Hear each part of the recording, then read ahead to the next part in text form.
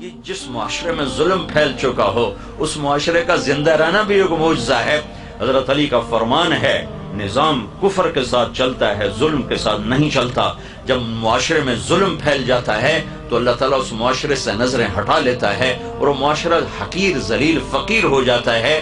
ہمارے زوال کا سبب یہ نہیں کہ بجلی کوئی نہیں اور گیس کوئی نہیں، ہمارے زوال کا بہت بڑا سبب ہے کہ ہمارے عوام بھی ظالم ہے، ہمارا غریب بھی ظالم ہے، مالدار بھی ظالم ہے، دیہاتی بھی ظالم ہے، شہری بھی ظالم ہے۔ حکومت تو بعد میں آتی، پولیس فوج تو بعد میں آتی ہے، پہلے تو عوام میں ظلم کی جڑیں گہری ہو چکی ہیں اور اس حد تک جا چکی ہیں کہ ظلم کرتے ہوئے احساس ہی نہیں کہ میں کتنا بڑا گناہ کر رہا ہوں۔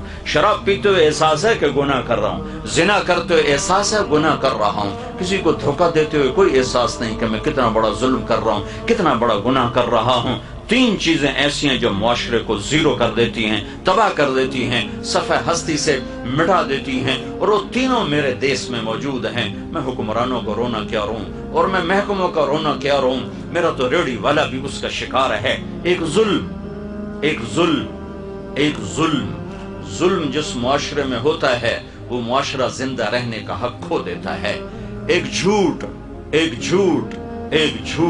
جس معاشرے میں جھوٹ ہوتا ہے وہ عزت کا حق کھو دیتا ہے، ذلت کا طوق ان کے مقدر کر دیا جاتا ہے۔ میرے نبی نے فرمایا تمہیں بڑے گناہ بتاؤں؟ کہ یہ کیا؟ کہ شرک کرنا، قتل کرنا، ماں باپ کی نافرمانی۔ اور آپ ایسے ٹیک لگا کے بیٹھتے ہیں، ٹیک لگا پھر اور اب بتاؤں، سیدھے ہو گئے، پہلے ٹیک لگا پھر یوں سیدھے ہو گئے، اور اب بتاؤں الا وقول الزور،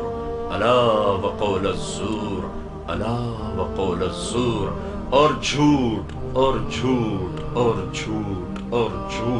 اس کو اتنا دہرایا کہ صحابہ فرمانے لگے ہمارے جی میں ہے کہ کاش اب آپ چپ کر جاتے۔ اور دوسری جگہ فرمایا جھوٹی گواہی، جاؤ پاکستان کی عدالتوں میں دیکھو ٹکے گواہ بک رہے ہیں کہ ساڑھ کو گواہی لے لو، ساڑھ کو جو پوانے جب پوا دو۔ تو ایک ظالم معاشرہ سر اٹھا کے زندہ نہیں رہ سکتا، پست ہونا ہی مقدر ہے۔ ایک جھوٹ ایسی لعنت ہے، میرے نبی کا فرمان ہے الصدق ینجی والکذب یہلک، جھوٹ ہلاک کرتا ہے، سچ نجات دیتا ہے۔ ہمارے چھوٹے بچے جھوٹ بولتے، ماں جھوٹ بولتی، باپ جھوٹ بولتا ہے، بھائی جھوٹ بولتے ہیں۔ سیاستدانوں کا جھوٹ تو بہت بعد میں آتا ہے، ریڑھی والا جھوٹ بولتا، سیل مین جھوٹ بولتا۔ 1 کروڑ پاکستانی اکٹھے کروں تو ایک بھی سچا نہیں ملے گا مجھے۔ تیسری چیز دھوکہ، خیانت، بددیانتی۔ ایک ہی گناہ کے کئی نام ہیں، دھوکہ، فراڈ، بددیانتی، خیانت۔ جس معاشرے میں خیانت، دھوکہ، فراڈ، بددیانتی داخل ہو جائے اس قوم کے لیے زوال ایسا ہی یقینی ہو جاتا ہے جیسے شام کو سورج کا ڈوبنا یقینی ہوتا ہے۔ جیسے سورج کو واپس نہیں لا سکتا اس معاشرے کو ذلت سے واپس کوئی نہیں لا سکتا۔